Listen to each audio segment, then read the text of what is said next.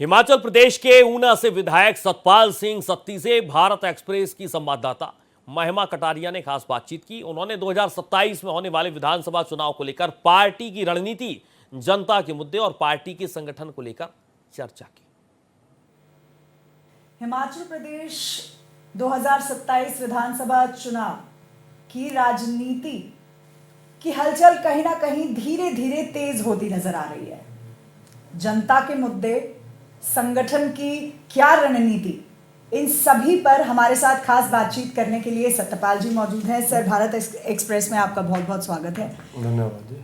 सबसे पहला सवाल सर, अगर 2027 विधानसभा चुनाव की हम बात करते हैं तो भारतीय जनता पार्टी किन मुद्दों को लेके इस बार रण में उतरती नजर आएगी? क्योंकि कई बार बार भारतीय जनता पार्टी कहती नजर आती है कि कांग्रेस के कामकाज को लेकर हम चुनाव लड़ेंगे, तो क्या ऐसे मुद्दे रहेंगे?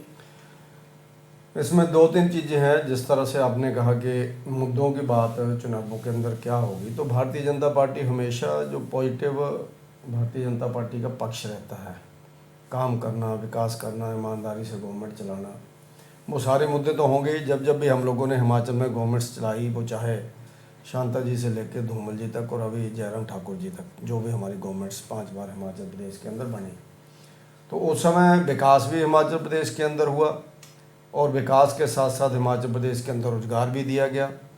रोजगार के साथ साथ हम लोगों ने हिमाचल प्रदेश के अंदर जो कांग्रेस के समय पर फैला हुआ भ्रष्टाचार होता उसको भी रोका।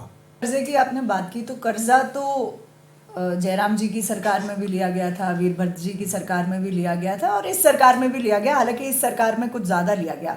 तो अगर हम 2027 की बात करते हैं, क्योंकि इतना ज़्यादा कर्जा, तो कुछ रोड मैप बनाया है भारतीय जनता पार्टी ने कि इसको किस तरीके से डील करेगी? क्योंकि अफेक्ट होगी तो हिमाचल की जनता इस कर्जे से अफेक्ट होगी, तो कुछ रोड मैप तैयार हो 2027 का, क्योंकि अब ज़्यादा टाइम नहीं बचा है कि विधानसभा चुनाव सर पर होगा।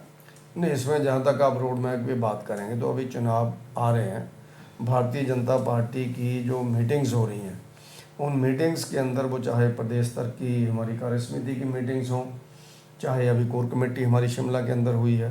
तो अगर WHO का एक जो स्टैंडर्ड है वो देखा जाए, उसके हिसाब से 1000 लोगों पर एक डॉक्टर होना चाहिए। हिमाचल में 3000 पर एक डॉक्टर है। किस तरीके से देखते हैं आप इसे कि स्थिति इतनी खराब हो चुकी है कि 3000 लोगों पर एक डॉक्टर है और भर्ती अभी भी नहीं हो पा रही है डॉक्टरों की।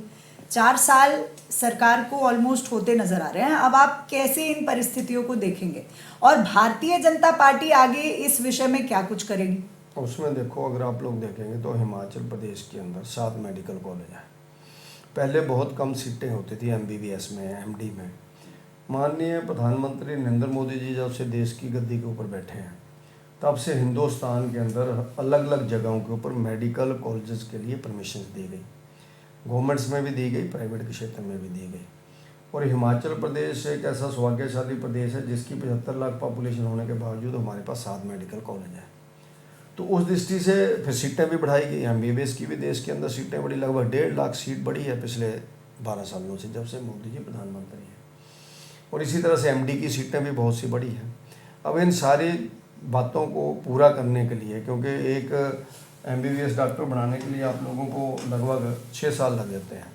तो ये थे सतपाल जी। अब 2027 विधानसभा चुनाव में देखना होगा कि आखिर किसका पलड़ा भारी रहेगा।